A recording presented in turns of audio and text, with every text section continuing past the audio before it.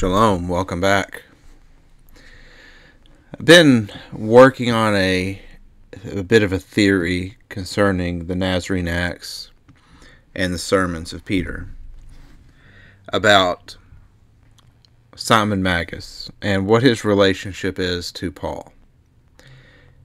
And I go ahead and tell you up front that my theory is that the author of the Nazarene Acts and the sermons is possibly trying to communicate to us not that Simon Magus is a stand-in for Paul, but that Simon Magus is the Messiah of Paul, and that the person who appeared to Paul in Acts chapter 9 was actually Simon Magus. That's my theory.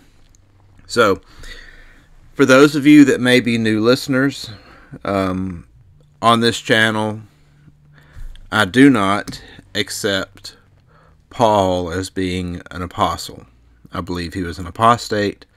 I believe he taught things contrary to, well, it's not even I believe. I know that he taught things contrary to what Yeshua, Jesus Christ, taught. So before you proceed with this presentation, if you still hold Paul to be some type of a positive influence upon the church, I suggest that you refrain from watching this presentation right now and instead go to my YouTube channel. Just click on my username underneath this video to the left, and that'll take you to my YouTube channel, and then just click on the playlist and look for the playlist titled Paul versus the Real Church, because there's some people that are still obviously ignorant about the fact that Paul is an apostate. Some people think that he taught the law. Some people think he taught against the law, and there's this debate back and forth about what Paul taught. The debate should be about whether Paul is legitimate or not, and the greatest evidence that Paul was not legitimate comes straight from Paul himself. That and the fact that Yeshua, Jesus Christ himself, warned us. In fact, I would even say commanded us 7 times not to believe Paul.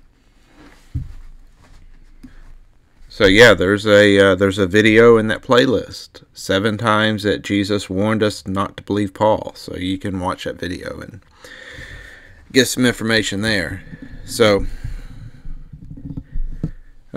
also, if you have not read the Nazarene Acts, if you have not read the sermons of Peter, they both basically follow similar format.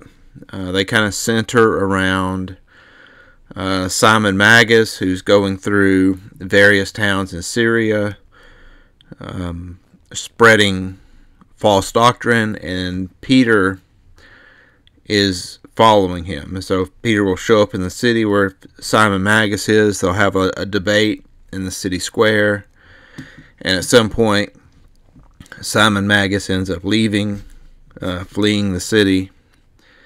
And then Peter travels on and catches up to him again. They have another debate.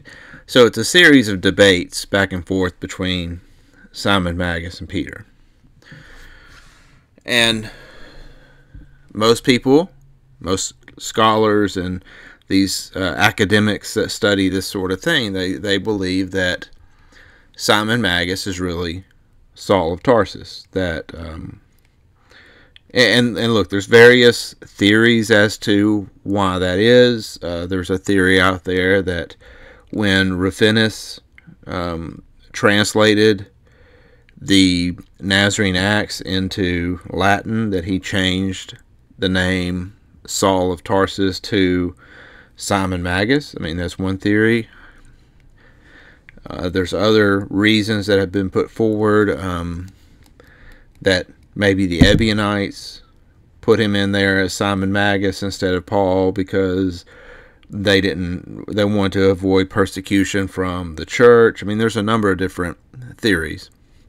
So this is a different theory. This is an alternative view that maybe what the author of the Nazarene Acts, whether that was Clement himself or whether it was one of the bishops of the Ebionites, who would have been a family member of Yeshua, whoever that author was that put together the final version of the Nazarene Acts and the sermons of Peter.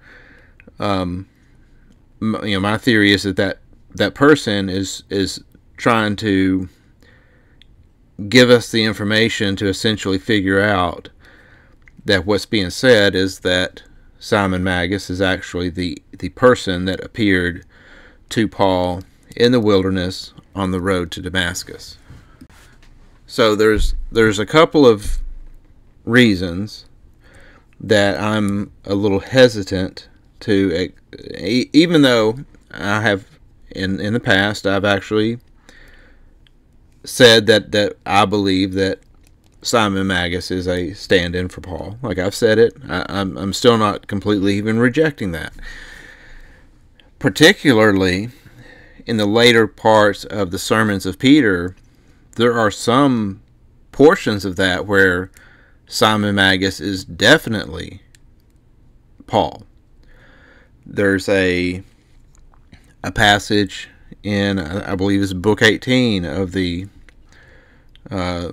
sermons of Peter, where Peter alludes to the incident that's described in Galatians chapter 2, where Paul got up in Peter's face, and some of the things that Peter says to, quote, Simon Magus is obviously directed at Paul.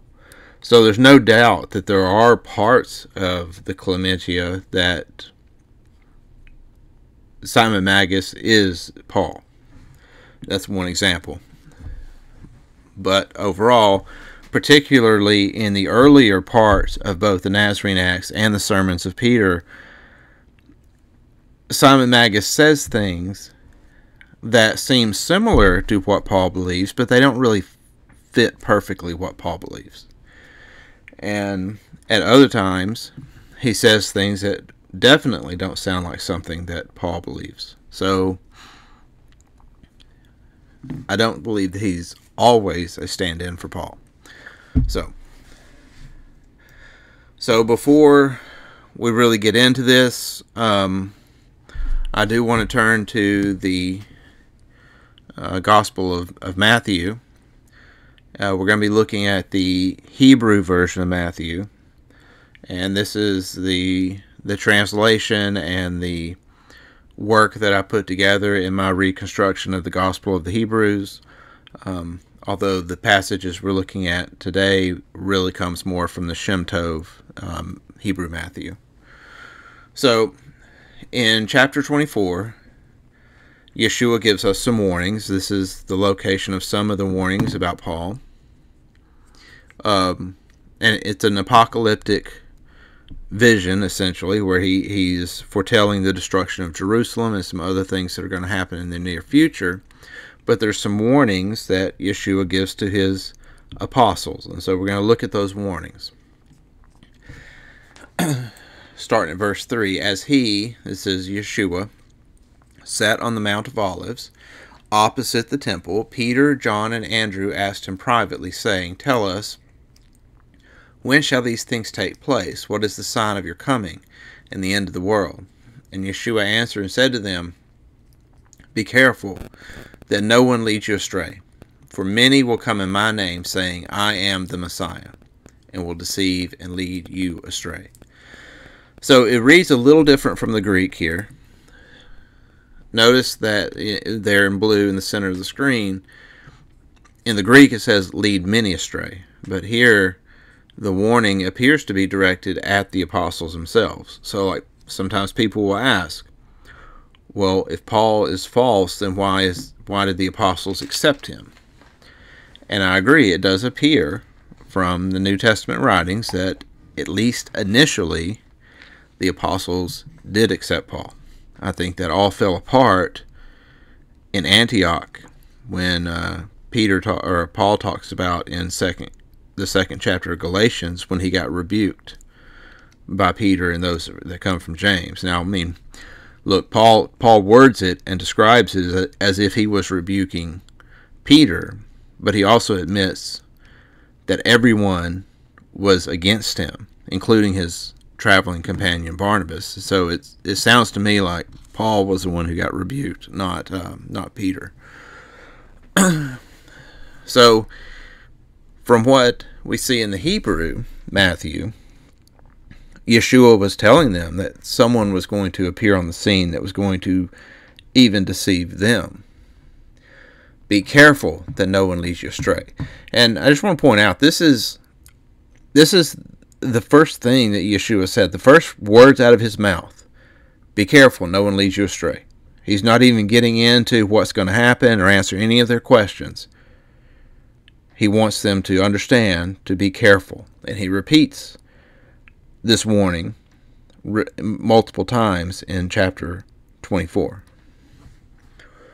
For many will come in my name, saying, I am the Messiah. So we don't have punctuation in the original language. So we don't know if the person is coming in Yeshua's name, pretending to be Yeshua, saying, I myself am the Messiah, or if this person is saying that Yeshua is the Messiah. It's a little ambiguous. I think we should prepare both ways and understand it could possibly mean either way as we test any false prophet, false Messiah.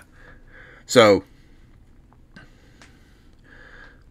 this person here in verse 5 could be a false prophet / apostle, or they could even be a false Messiah if they're claiming I'm Yeshua, I'm the Messiah, when they're really not. It could be either way. And further on down in verse 11, false prophets will arise and lead many astray. So verse 4 and 5 were directed more toward the apostles themselves. Verse 11 is directed toward all people, will lead many astray. So this warning is for us too. It's not just a warning for the apostles. When wickedness is multiplied, the love of many will grow faint, but he who stands firm to the end will be saved. And this gospel will be preached in the whole world for a testimony to the Gentiles concerning me, and then the end will come. This is the Antichrist. This also reads a little different in the Hebrew. So what is Antichrist? Well, I think what is being said here is that the Antichrist is the gospel coming from the false prophets in verse 11. That 11 through 14 should be read as a unit, like a paragraph. And there's the introduction of the false prophets, and then he concludes the paragraph by saying, this is the Antichrist. This gospel preached to the whole world. Not the true gospel.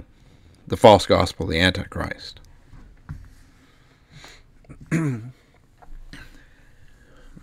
on to verse 23, if any man tells you, any man, if you need to reread that to understand what's being said, you can pause it. Any man. If you need to look up the word any to understand that, yes, this could include Paul too, do so. If any man tells you, behold, here's the Messiah, or there, don't believe it. Because false messiahs and false prophets will arise. So we're told here in verse 24 that it is not just false apostles and false prophets, but also false messiahs also will arise. And they will show even great signs and wonders, so that if it can be, they will come to lead astray even the chosen. Therefore, if they tell you, who is they? They would be the any man, the false messiahs, or the false prophets. If they tell you, behold, he's in the wilderness. Where did Paul claim that he saw Yeshua? He claims he saw Yeshua in the wilderness on the way to Damascus. In the wilderness, don't go out. or, behold, he's in the inner rooms. Right after Paul said he saw Yeshua in the wilderness, Hananias said that he had a vision and saw Yeshua in the inner room. And this vision in the inner room told him that Paul, Saul of Tarsus, was a chosen vessel. Acts chapter 9. You have the inner room and the wilderness in the same chapter. Also, later on, I believe it's around chapter 23, Paul also tells us that he had a vision of Yeshua in the inner room of the temple. So, once again, any man, if any man tells you, behold, he's in the wilderness, or behold, he's in the inner rooms, don't believe it. And then Yeshua doubles down and says, pay attention. Listen to me. Pay attention. I'm foretelling it to you. I'm telling you this ahead of time. He's telling you this ahead of time so that you are forewarned. He's warning us multiple times in chapter 24 about believing in someone that he did not send. So, if we read verses 26 and 25, and by the way, these two verses are reversed because in the Hebrew, in the Shem Tov Matthew, verse 26 comes before verse 25. So they're reversed in the Shem Tov, or they're reversed in the Greek, but I'm following the reading of the Shem Tov here. If you're a follower of Yeshua, that means you obey Yeshua, right? If you love me, you keep my commandments. So if we keep his commandments, is 26 and 25, are they not commandments? Don't believe it. Is don't believe it a command? Yes, it's a command. If any man tells you, behold, here's the Messiah, or there, don't believe it. That's a command. Verse 25 is a command. Pay attention. I'm telling you this ahead of time. I foretold it to you. Commands. So if you love Yeshua, then you'll obey these commands and you'll reject Paul. And the reason we're not to believe it is revealed in verse 27. Yeshua says to his disciples, for as the lightning flashes from the east and is seen even to the west, so will the coming of the Son of Man be. In other words, when he does return, everyone's going to see it. So if somebody claims to have a private visitation from Yeshua before everyone sees him return, then we're to know that's a false testimony. Verse 28, for wherever the body is the body of believers, the congregation. Wherever the congregation is, that is where the vultures are gathering together. The vultures are gathering together to snatch you away. The vultures are the false messiahs and the false prophets. So, I'm going through this in chapter 24 because I want to lay a foundation for what Yeshua said about these false prophets and false messiahs. And also just to point out that false messiahs are warned about. If false messiahs were not coming along, Yeshua would have not warned us about them. If false prophets were not coming along to deceive us, he would not have warned us about it. And there is no exception for Paul. Any man, if any man tells you, don't believe it. Any man. So now we're going to turn to the Nazarene Acts. And we're going to go through some of these verses, and I'm going to show you some of the verses that make me think that Simon Magus may be this false Messiah. And I can't, both the Nazarene Acts and the Sermons of Peter are very long books, So I can't show you everything. I'm just giving you a few examples, and then if you read it yourself, you will see more examples of this that would lead you to think that maybe Simon Magus might be Paul's Messiah. Oh, if you don't have a copy of the Nazarene Acts or the sermons of Peter, look in the video description, and you'll see a link where you can download a book called The Rock of a Sure Foundation. That is a book that I put out. It's available for free in a PDF. You can download it. There's a link there. You can download it for free, and it has a number of early Christian writings. It's essentially what the New Testament would have been if the apostate Saul of Tarsus hadn't come along and sabotaged the true message of the Messiah. So if you want to know what the true apostles taught, what Yeshua taught, get a copy of The Rock of a Sure Foundation and read it from a new perspective without the corruptions of Paul in there. So you can get it for free. There's also a link where you can purchase a copy if you want an actual hard copy of it on Amazon, and you can have it for, I'm giving it away for essentially cost. So I'm not even making any money off of it. I'm not trying to profit off of you or sell you anything. You're basically just paying for the print of the book and Amazon's markup. So, Nazarene Acts, Book 4, Chapter 34. This we would have you know assuredly, that a demon has no power against a man unless one voluntarily submit himself to his desires. Whence even that one who is prince of wickedness, talking about Satan, approached him, Yeshua, who, as we have said, is appointed of God, King of Peace, tempting him, and began to promise him all the glory of the world, because he knew that when he had offered this to others for the sake of deceiving them, they had worshipped him. So this is talking about the temptation of Christ, from the New Testament, where Yeshua is in the wilderness. He's been fasting 40 days, and Satan comes along and starts tempting him. And it says, it's funny, it says that Satan expected Yeshua to accept this. He offered it to others, and everyone's always taken the bait and accepted it, and Yeshua surprisingly rejected it. Therefore, as impious as he was, speaking about Satan, and unmindful of himself, which indeed is a special peculiarity of wickedness, he presumed that he should be worshipped by him by whom he knew he was to be destroyed. So Peter's saying, Satan had a whole lot of chutzpah to go and make this offer to Yeshua.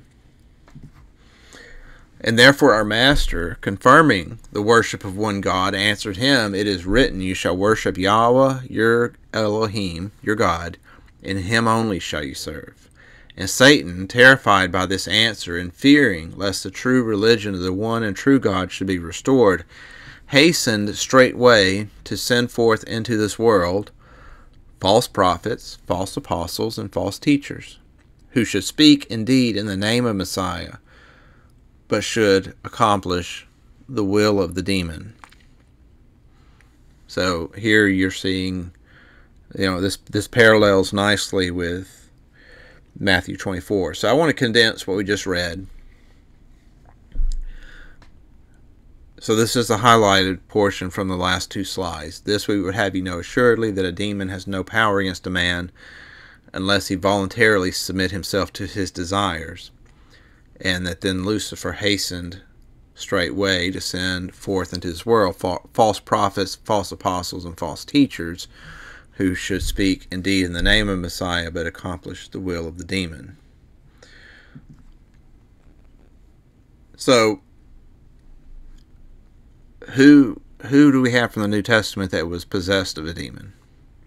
2 Corinthians 12:7, because of the exceeding greatness of the revelations, that I should not be exalted excessively, there was given to me a thorn in the flesh, an angel of Satan, to torment me, that I should not be exalted excessively. Concerning this thing, I begged the Lord 3 times that it might depart from me. And he said to me, my grace is sufficient for you, for my power is made perfect in weakness. So we know for a fact, we should know for a fact, that Paul's Messiah was not Yeshua of Nazareth. If we didn't already know it, just by the fact that Yeshua himself said not to believe him, as we've already covered, also, Yeshua says that Satan does not cast out Satan. But we know from the Gospels that Yeshua does. And Paul's Jesus refused to cast out Satan. So again, the words of our Savior, Satan does not cast out Satan. Paul's Jesus does not cast out Satan. Paul says he had an angel of Satan in the flesh. And why did he have an angel of Satan in his flesh? According to Paul, it was because of the exceeding greatness of the revelations. Because of the doctrines that Paul was following, that he had revealed to him by his apparitions, that led to him being demon-possessed. So it does not sound like what we would expect to come with the gospel. Like, when you started following the gospel of Yeshua, did you get demon-possessed? Paul did. Maybe Paul wasn't following the right gospel.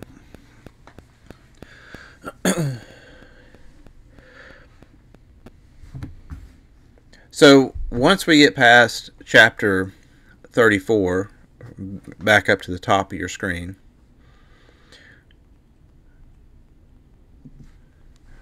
the next chapter, 35, says, "Therefore observe the greatest caution, that you believe no teacher unless he brings from Jerusalem the testimonial of James the master's brother, or of whosoever may come after him.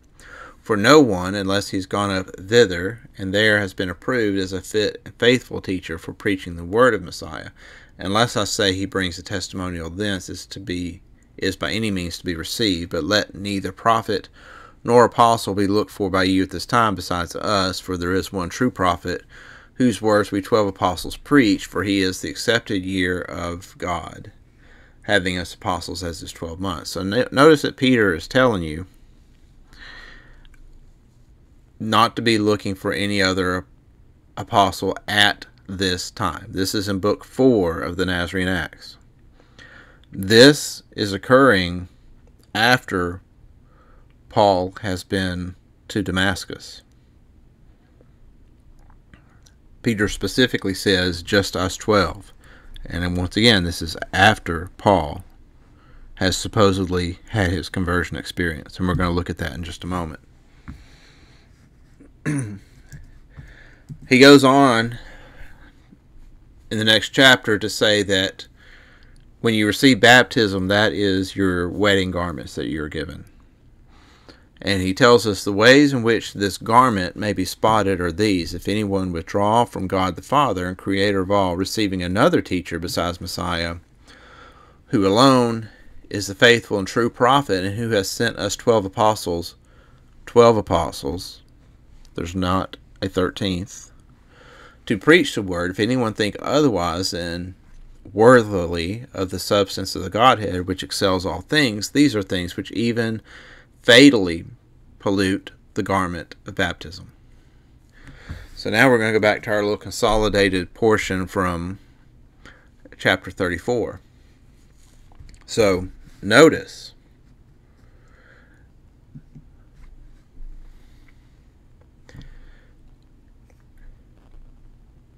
going at the bottom in the yellow, no demon has power against a man unless one voluntarily submit himself to his desires.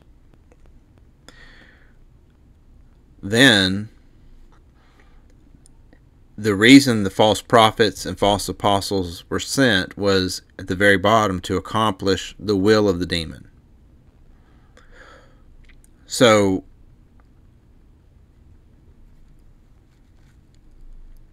back up at the top, when you accept another teacher besides Messiah, you have withdrawn from God the Father. I believe that all these statements are connected. So you have to submit yourself to the desire of the demon. What is the desire of the demon? to receive another teacher besides Messiah.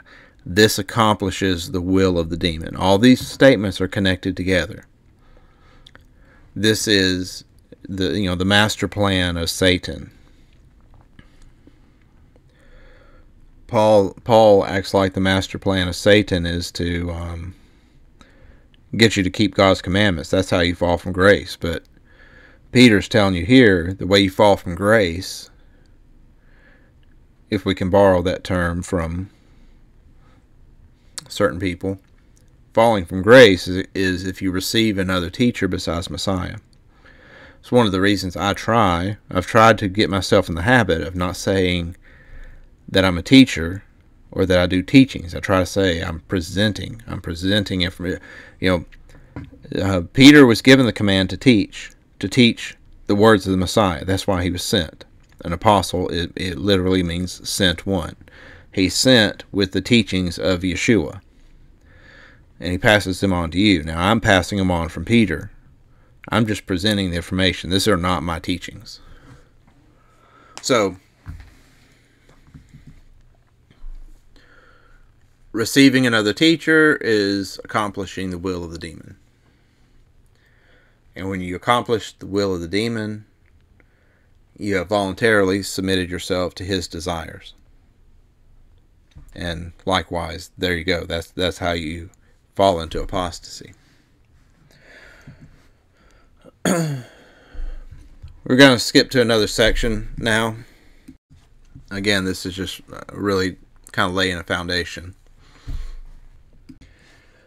Peter says, "Therefore this division holds in all things of the world, and as there are pious men, so there are impious.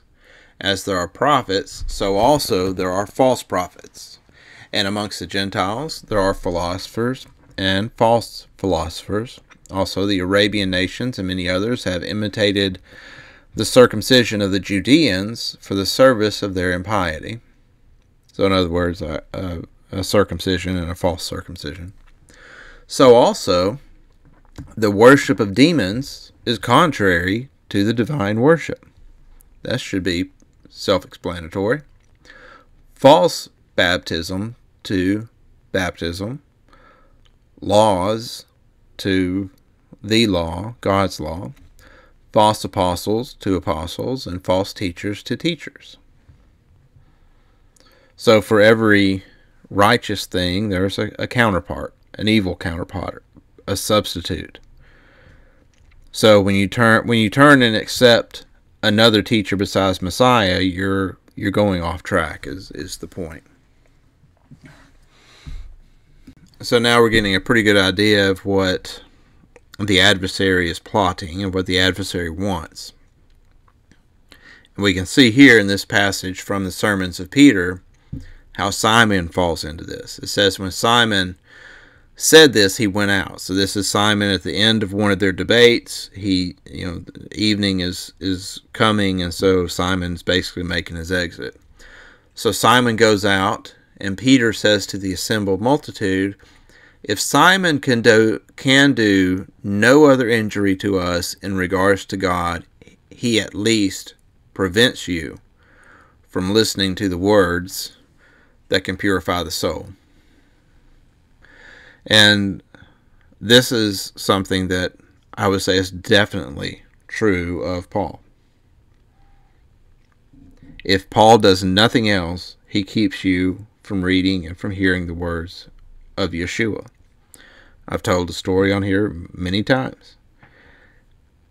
Baptist church where me and my wife and family moved to.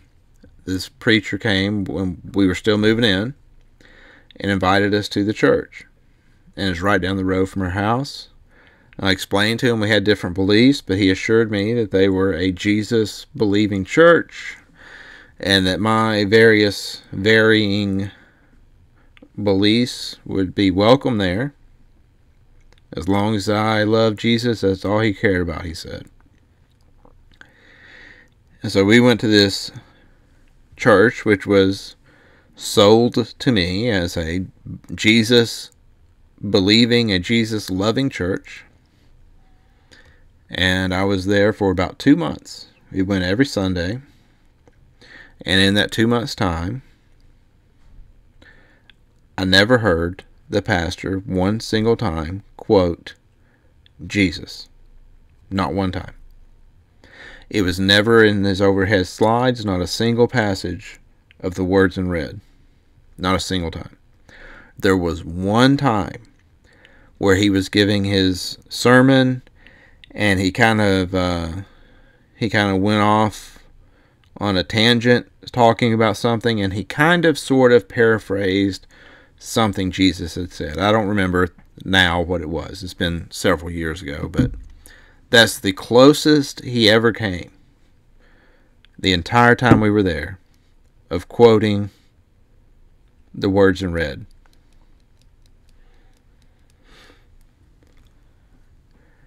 Everything else was Paul. Paul was on every slide, every passage he quoted. Paul, Paul, Paul. If Paul can do no other injury to us in regards to God, he at least prevents you from listening to the words that can purify the soul. And we're going to see here in a moment that it makes sense that the same thing that would be said about Simon can be said about Paul, not because Paul and Simon are necessarily the same person. Because Peter, on saying this, there was much whispering that arose amongst the crowds, and they said, "What necessity is there for permitting him to come here and utter his blasphemies against God?"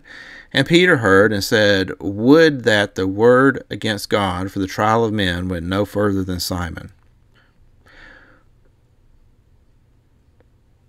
So he's telling you it's going to go further than Simon. Would that the word against God for the trial of men would go no further than Simon. For there will be, as the Master said, false apostles, false prophets, heresies, desires for supremacy, who, as I conjecture, finding their beginning in Simon, who blasphemes God, will work together in the assertion of the same opinions against God as those of Simon. So I want to take this last sentence, and I'm going to just kind of break it down a little bit. For there will be, as the Master said, false apostles, false prophets, heresies, desires for supremacy. This could have been said in chapter 24. This could be like the expanded version of what Yeshua said to them directly.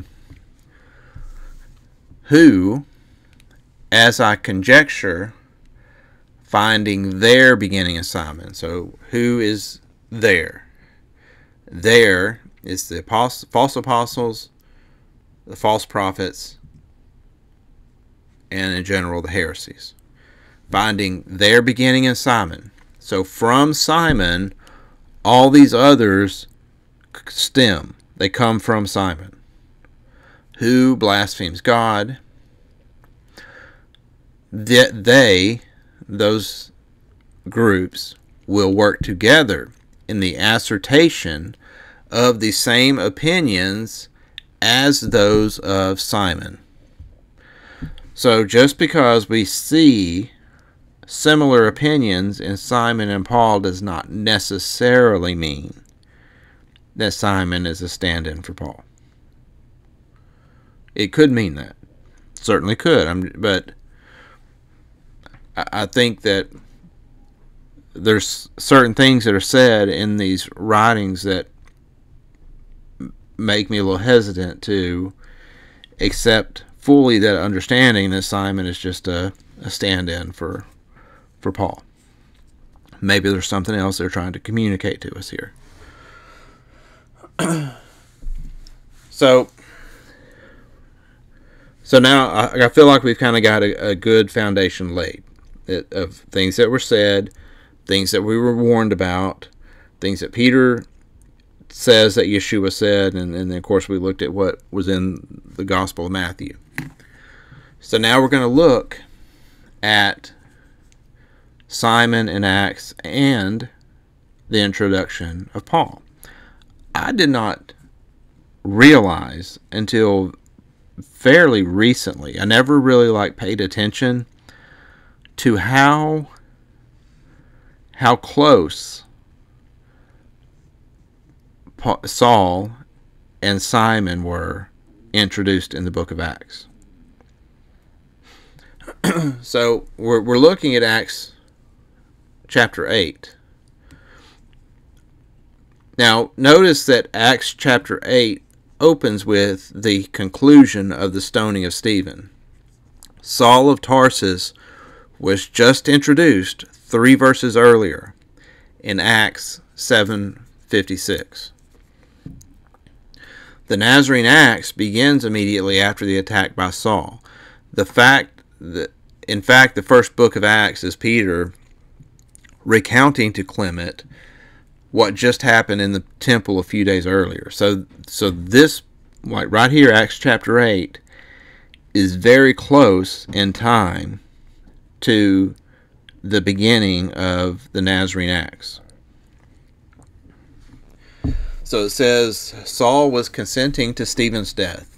A great persecution arose against the assembly which was in Jerusalem in that day. They were all scattered abroad throughout the regions of Judea and Samaria, except for the apostles. Devout men buried Stephen and lamented greatly over him. But Saul ravaged the assembly, entering into every house, and dragged both men and women off to prison. Therefore those who were scattered abroad went around proclaiming the word. Philip went down to the city of Samaria and proclaimed to them the Messiah. The multitudes listened with one accord to the things that were spoken by Philip. When they heard and saw the signs which he did, for unclean spirits came out of many of those who had them, they came out crying with a loud voice. Many had been paralyzed and lame were healed, and there was great joy in the city. Then, in the very next verse, you have Simon introduced. Saul of Tarsus and Simon the magician are introduced in the book of Acts within 12 verses of each other. I've never made that connection before. It's a very recent thing that I've caught.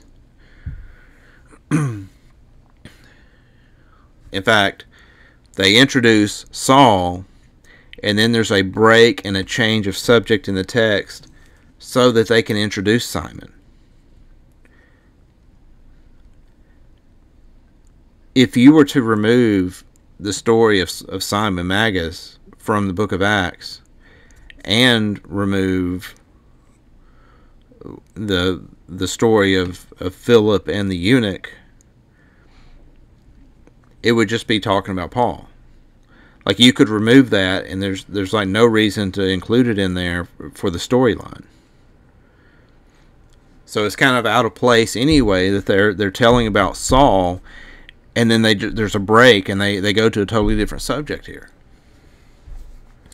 But there was a certain man, Simon by name, who used to practice sorcery in the city and amaze the people of Samaria, making himself out to be some great one, to whom they all listened, from the least to the greatest, saying, "This man is the great power of God."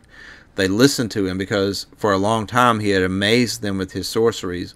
But when they believed Philip proclaiming good news concerning the kingdom of God in the name of the Yeshua the Messiah, they were immersed, both men and women. Simon himself also believed. Being immersed, he continued with Philip. Simon Magus was baptized. Simon Magus, for all intents and purposes, appeared to be a believer. He was baptized. This is before he's even met Peter.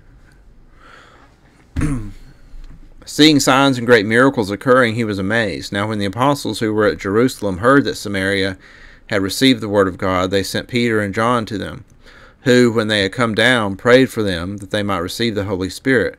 For as yet he had fallen on none of them. They had only been immersed in the name of Messiah Yeshua. Then they laid their hands on them, and they received the Holy Spirit. Now when Simon saw that the Holy Spirit was giving through the laying on of the apostles' hands, he offered them money, saying, "Give me also this power, that whomever I lay my hands on may receive the Holy Spirit." But Peter said to him, "May your silver perish with you, because you thought you could obtain the gift of God with money. You have neither part nor lot in this matter, for your heart isn't right before God.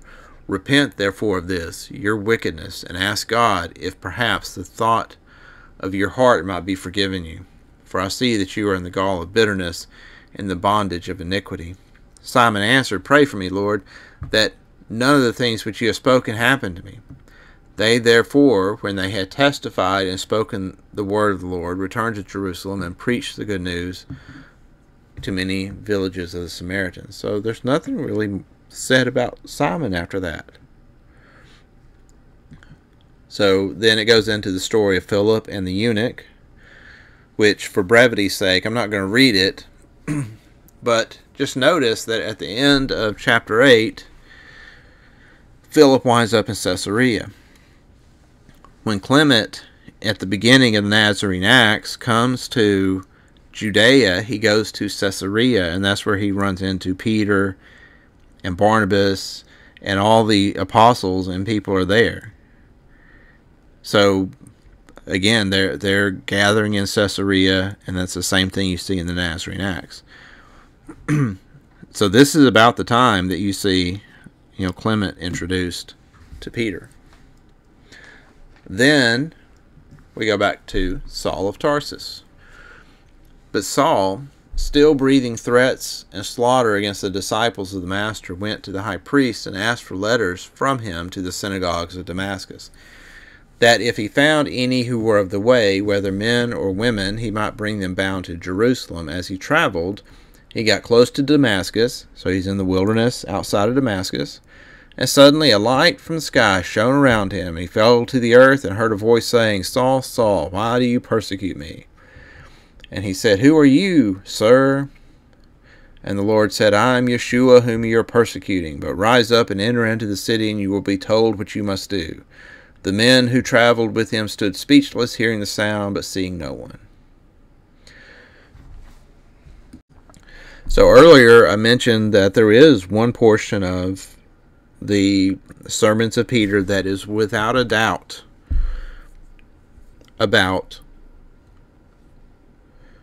Paul, where Simon Magus is definitely a stand-in for Paul. That's in chapter 17, book 17, chapter 19, where Peter is speaking to Simon Magus, and he says, if then, so Simon Magus, as far as I can remember, at no point in the Nazarene Acts does he claim to have seen an apparition of Yeshua.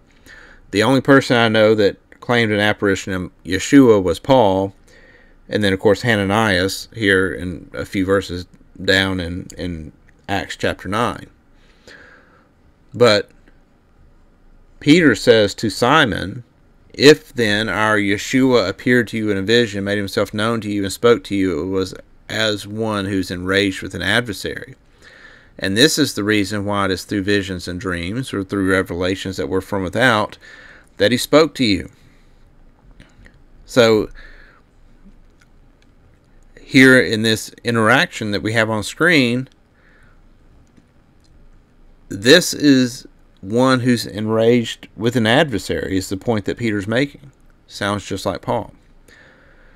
But can anyone be rendered fit for instruction through apparitions? And if you say it is possible, then I ask, why did our teacher abide and discourse a whole year to those who were awake? And how are we to believe your word when you tell us that he appeared to you? And how did he appear to you when you entertain opinions contrary to his teaching? But if you were seen and taught by him and became his apostle for a single hour, proclaim his utterances, interpret his sayings, love his apostles, contend not with me who companied with him, for in direct opposition to me, whom am a firm rock, the foundation of the church, you now stand. I think it's funny that Peter says to supposedly Simon Magus, proclaim his utterances, proclaim the things that Yeshua said. Paul never proclaims the things that Yeshua says. Simon Magus does. He quotes Yeshua several times in the Nazarene Acts. I mean, he quotes Yeshua more than Paul does. And who was it that contended with Peter? Well, that was Paul too. Contend not with me who companied with him. So that passage in particular it's obviously, first of all, it's obvious that Peter did not accept Paul's testimony that he saw an apparition of Yeshua in the wilderness. But also, that is one exception to what I was saying, that I do think that at that point, Simon Magus was a stand-in for Paul. Moving on, it says that Saul arose from the ground, and when his eyes were opened, he saw no one. They led him by the hand and brought him into Damascus. So now he has officially arrived at Damascus. He was without sight for 3 days, and neither ate nor drank. So now we're 3 days in. And then you have the story of Hananiah being sent with his vision in the inner rooms.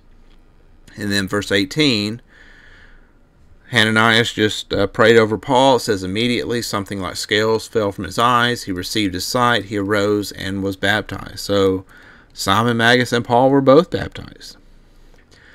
He took food and was strengthened, and Saul stayed several days with the disciples who were at Damascus. So we don't know how long several days were. Immediately in the synagogues he proclaimed Messiah, that he's the Son of God. All who heard him were amazed and said, "Isn't this he who in Jerusalem made havoc of those who called on his name? He had come here intending to bring them bound before the chief priests, but Saul increased more in strength and confounded the Jews who lived at Damascus, proving that this is Messiah." So before Paul left Damascus, he's converted, he's baptized, he's preaching Yeshua, and then he leaves. We're not going to read it, but if you read the rest of chapter 9, it says he was there for many days and then let down in a basket and fled from Damascus. But notice, according to the book of Acts, Paul has supposedly converted before leaving Damascus. Now we're going to turn to the Nazarene Acts. Book 1, chapter 70. This is where Peter is recounting to Clement the events of the previous few days. And he gets to the point in his story where it's the same incident where Stephen was stoned. It says, so James was in the temple, and he was debating with the priests, and James was winning the debate. The apostles had been going into the temple for several days, and then things got to a point that they invited James, and James was really the closer. He was going in to really secure the deal and convert the priests. And it says, and when matters were at the point that they should come and be baptized, speaking about the priests, like James was preparing to baptize the temple priests in the temple, a certain man who was the enemy entered the temple near the altar with a few men, while he cried out and said, "What are you doing, O men, sons of Israel?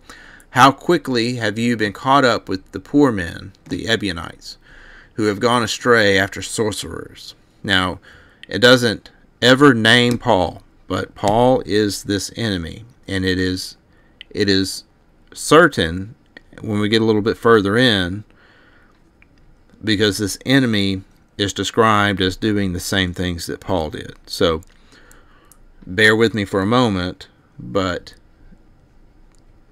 the enemy that is doing all this is Saul of Tarsus. While he was thus speaking and adding more to the same effect, and while James the bishop was refuting him, he began to excite the people and to raise a tumult, so that the people might not be able to hear what was said. Therefore he began to drive all into confusion with shouting, and to undo what had been arranged with much labor, and at the same time to reproach the priests, and to enrage them with reviling and abuse, and like a madman to excite on everyone to murder, saying, "What do you do? Why do you hesitate, O sluggish and inert? Why do we not lay hands upon them and pull all these fellows to pieces?" And when he had said this, he first, seizing a strong brand from the altar, set the example of smiting. Then others also, seeing him, were carried away with like readiness. Then ensued a tumult on either side of the beating and the beaten. Much blood is shed. There is a confused flight, in the midst of which that enemy attacks James, and threw him headlong from the top of the steps, and supposing him to be dead, he cared not to inflict further violence upon him. So Paul attacked James, and Paul thought he had killed James by throwing him from the temple steps. And after 3 days, a man came from the brethren and related to us what happened after we were at the temple. For the priests were seeking for him to be among them in all their appointments as priests, while unaware that he held our same faith. So this messenger says, he told us therefore how that man, the enemy, in the presence of the priests declared to Caiaphas the chief priest that he would massacre all those who believe in Yeshua. He departed for Damascus while bearing letters from them, so that after going there the unbelievers would help him slaughter the believers. He therefore intended first to go there because he supposed that Peter went there. So he's already on the way to Damascus. And we know that that is Saul, because once again we just read Acts 9:1. Saul, breathing threats and slaughter against the disciples, went to the high priest, asked for letters to the synagogues of Damascus. So you can see that these two line up perfectly. The enemy is obviously Saul. So going on in the rest of chapter 71, it says, after 30 days he came upon us in Jericho. We there buried 2 of our brethren in the night at that place. So notice, this is after Saul went to Damascus. He is back from Damascus about 30 days later, and he runs across the apostles and the disciples in Jericho. Jericho is right outside of Jerusalem, 15 miles away. And they buried 2 of their brethren that night. Saul killed 2 of the believers after Damascus, after his supposed conversion. Do you think maybe this is why, one of the reasons why Peter doubted that he actually had seen an apparition of Yeshua?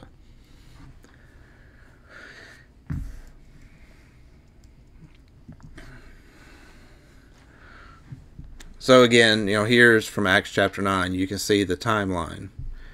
So Damascus is about 135 miles away from Jerusalem. Jericho, like I said, 15 miles from Jerusalem. So Saul would have went from Jerusalem to Damascus and back to Jericho.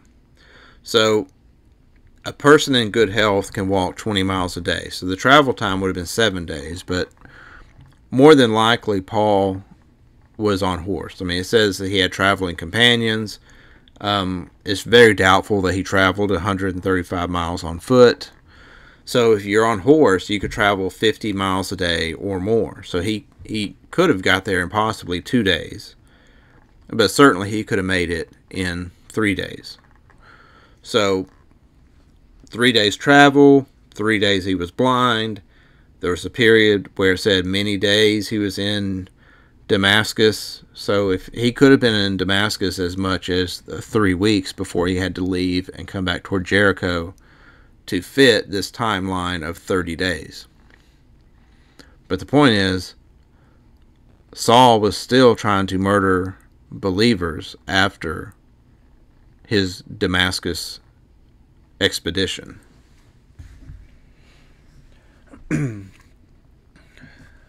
So Peter goes on and says, therefore after our flight from Jerusalem to Jericho and our prayer there after the fast, a man came to us from there, who 6 days prior had been sent by James, who sent him to me and said, do not be distressed that you're traveling alone.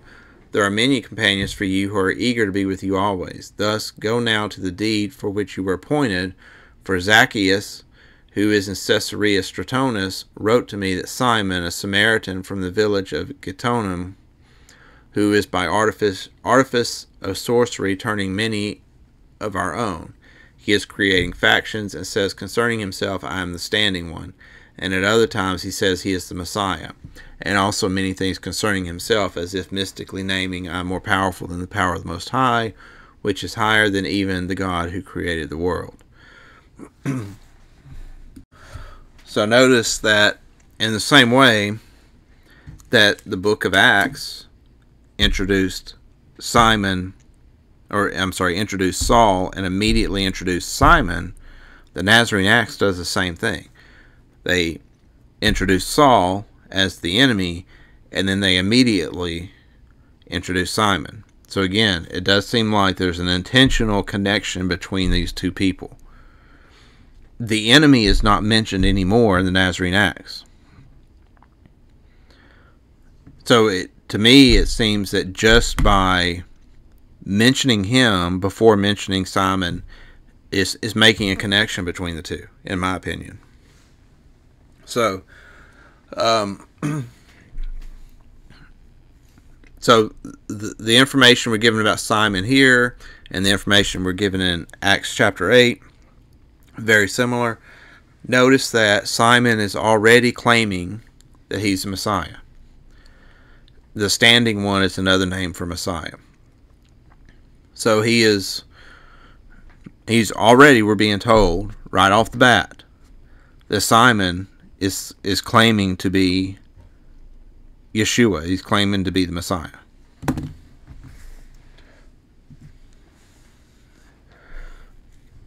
It says this one is working great signs by magic, and some people he has divided. Some he has turned, and some he has transferred to himself. I mean, to me, it seems like it's laying the groundwork for us to understand that Simon could be this person that I'm theorizing he was, that he was the one that appeared to Saul on the way to Damascus. Zacchaeus has written all these things about him, and also what sort of miracles he did, which he learned from certain people who were once his disciples and were previously his helpers in his transgressions.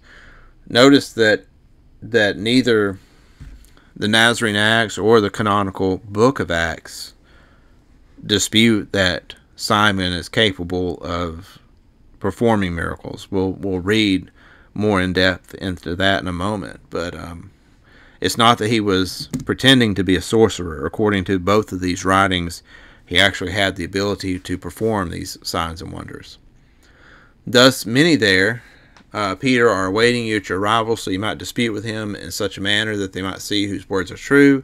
Therefore go boldly with haste while you have the help of God through Messiah, and write to me every year those things that are agreeable to the word of our teaching, and especially in the 7th years. And when he has said these things, he returned to him, and in 6 days I arrived here at Caesarea. So once again, we're in Caesarea, just like in the book of Acts. And so it was shortly after Peter's arrival in Caesarea that Clement showed up and was introduced to Peter, and then Peter started recounting the events, and that's really what book 1 was. So now we move on to book 2, and now this gentleman Nicetas, who was a disciple of Simon's before coming to faith in Messiah, he's giving Peter some intel. He's giving him some intel on Simon Magus. And Nicetas' brother Aquila is also there. So these two men are giving these testimonials about Simon Magus that we're about to read. So Nicetas says, but with all these things, Simon is also cunning and crafty sophist who has grown strong with the objections and stratagems of syllogisms. But more grievous and evil than all, he is also greatly skilled in sorceries. Wherefore I fear, lest on account of his being strongly fortified from every side, in the presence of those hearers who do not know him, when he will speak lies, they shall be considered truths by them. For not even we would have been able to escape from him and believe in Yeshua if we had not been a help to him in his deeds through sorcery, and recognized that he is a deceiver.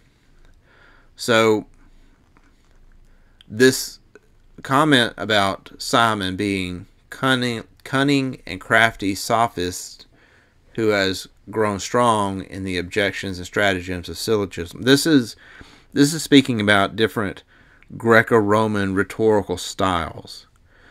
And do you know who makes frequent use of Greco-Roman rhetorical styles? Saul of Tarsus does in his letters. There's like you can do a search, like a web search of the Apostle Paul, Greek rhetorical styles, and you'll find just pages and pages on a web search of theological students with their master's thesis written on this subject.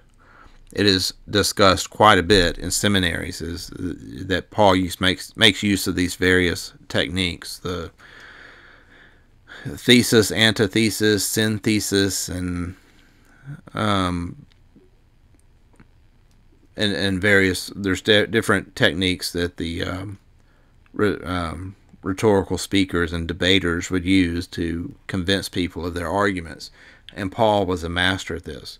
So the question is it that Paul was a master of it, or is it possible that he was influenced by Simon when writing his letters to say certain things in them? Like if Simon had the ability to appear to Paul in visions or in these apparitions or whatnot, could he have also influenced him in what he wrote in his various letters? So maybe it's not even that Paul was this master of rhetoric. Maybe it was actually coming from Simon Magus.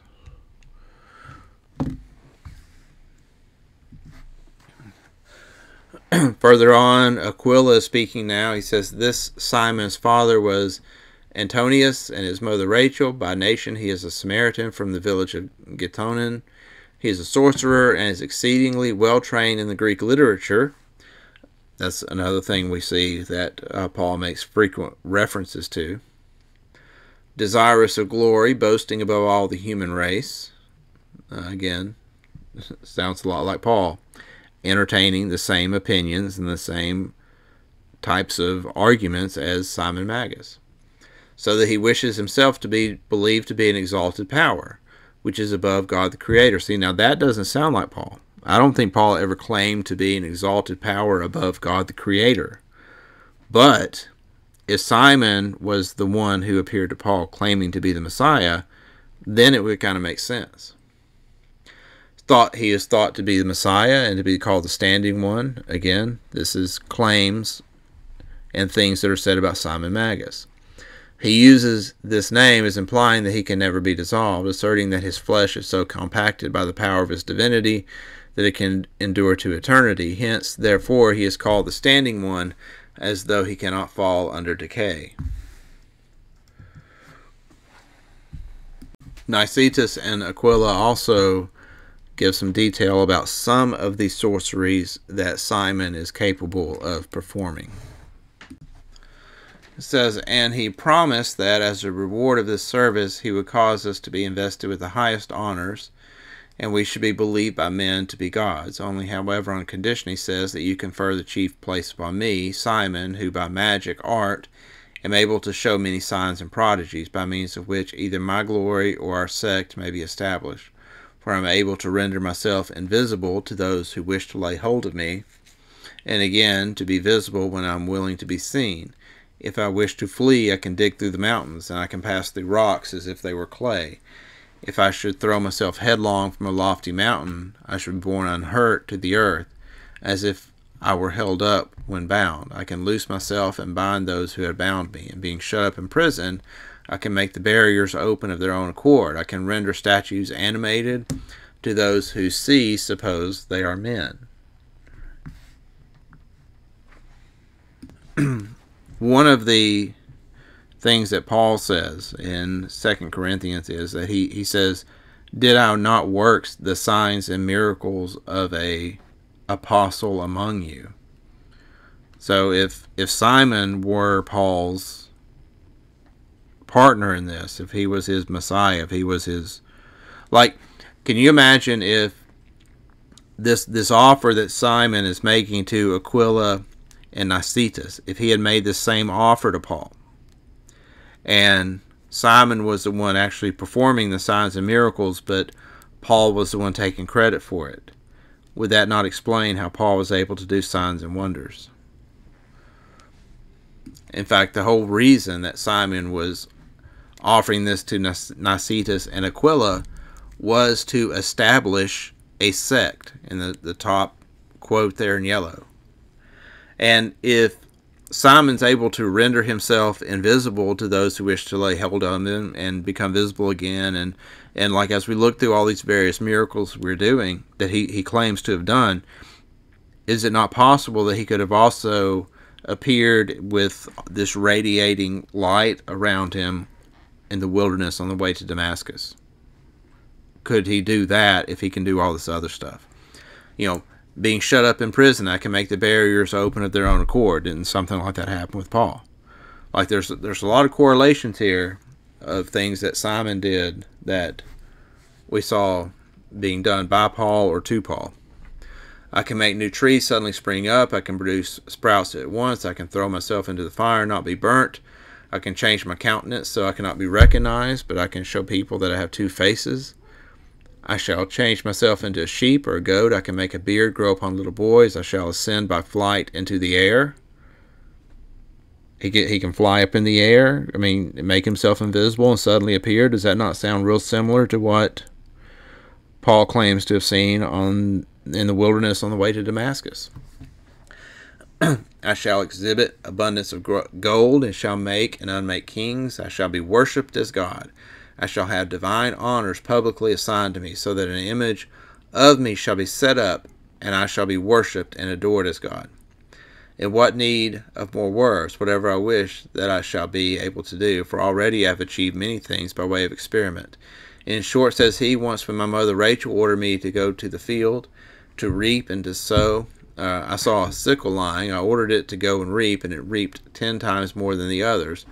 Lately I produced many new sprouts from the earth, and made them bear leaves, and produced fruit for in a moment, and the nearest mountain I successfully bored through. So these are some of the miracles he claims to have done. And they also say these sayings of Simon, thus answered, do not think I'm a man of your race. I'm neither magician nor lover of Sarah, nor son of Antonius. For before my mother Rachel and he came together, she still a virgin conceived. While it was in my power to be either small or great, to appear as a man among men, therefore I have chosen you first as my friends for the purpose of trying you, that I may place you first in my heavenly and unspeakable places, which I shall prove to you. So the only person in the Nazarene Acts that claims to be born of a virgin is Simon Magus. Just pointing that out there. It says, so this is later on in Nazarene Acts book 2. This is during the first debate that Simon and Peter have. And Simon is speaking about his God, the God that he is promoting and selling to the people, essentially. Simon says Simon's God, receives those who come to him and does them good.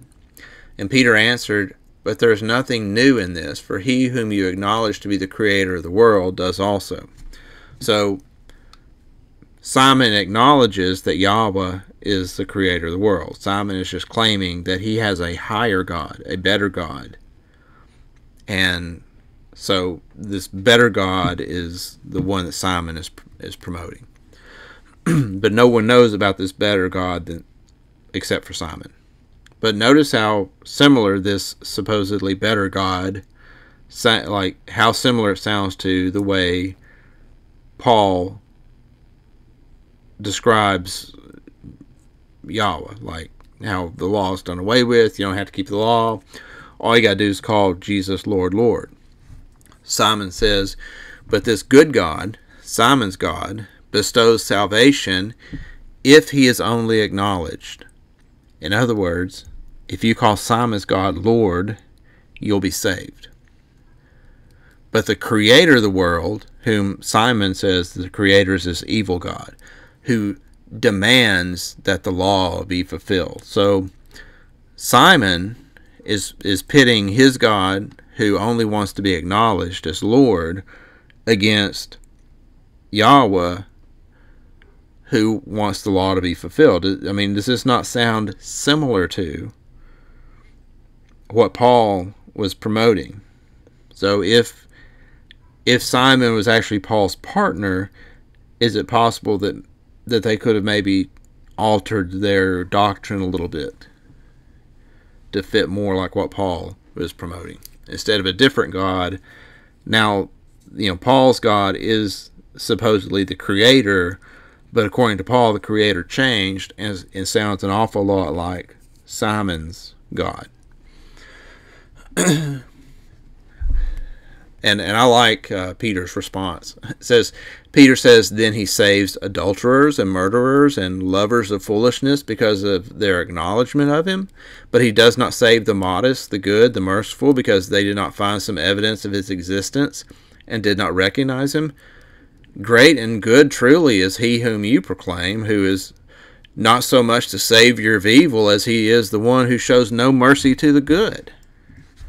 And Simon says, I know not whether I know even this, for everyone according to as it is decreed to him by faith either does or understands or suffers. And Peter says, see, my brother, into what absurdities Simon has fallen, who before my coming was teaching men having the power to be wise and to do what they will, but now driven into a corner by the force of my arguments, he denies that any man has any power either of perceiving or acting, and yet he presumes to profess himself to be a teacher. But tell me how God judges according to truth everyone for his doings, if men have it not in their own power to do anything. So Simon's God, or Simon's belief, is that men are not capable of knowing right from wrong, knowing what they're supposed to do. So men do not have it in their power to obey God. Again, it's sounding very similar to what Paul preaches. Paul says that the law is done away with because the law is impossible to keep. It's kind of the same idea with Simon, but it's slightly different. Simon is saying, well, we're not smart enough to figure out what we're supposed to do. We can't know what God's will is. We can't please him because, none of us are righteous. Similar to Paul. And Peter responds and says, if this opinion be held, all things are torn up by the roots. Vain will be the desire of following after goodness. Yeah, even in vain do judges of this world administer laws and punish those who do amiss. For if they had it not in their power not to sin, vain also will be the laws of nations which assign penalties to evil deeds. So, Peter's making the point, if you're not even able to follow the laws of God, how can you be expected to follow the laws of men? Let's just throw it all out. Miserable also will be those who laboriously keep righteousness, but blessed are those who, living in pleasure, exercise tyranny, living in luxury and wickedness. According to this, therefore, there can be neither righteousness, nor goodness, nor any virtue, nor, as you would have it, any God. But, O Simon, I know why you have spoken thus, because you wish to avoid inquiry, for fear that you should be openly confuted, and therefore you say that it is not in the power of man to perceive or discern anything. But if this had really been your opinion, you would not surely before my coming have professed yourself before the people to be a teacher. I say therefore that man has free will and is under his own control. So, Peter is, I think he's stating it correctly. If you throw out God's law and say that men don't have it within their power to keep his law, you're going to throw all the laws out. And next thing you know, you'll be like California, where, like in California now, if somebody is shoplifting your store and you call the police will show up and prosecute the store owner for reporting it. And they'll let the shoplifters just go free and steal all the merchandise.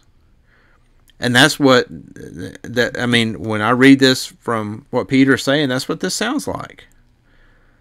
But this is exactly what Paul preaches. You throw the law out, it's chaos.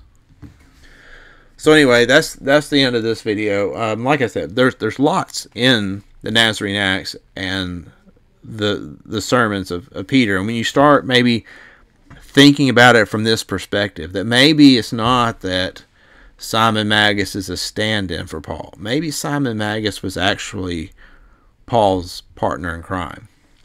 And so, if Yeshua is saying there's going to be false apostles and false messiahs, and we know that Paul is a false apostle, then it stands to reason there's a false Messiah behind him.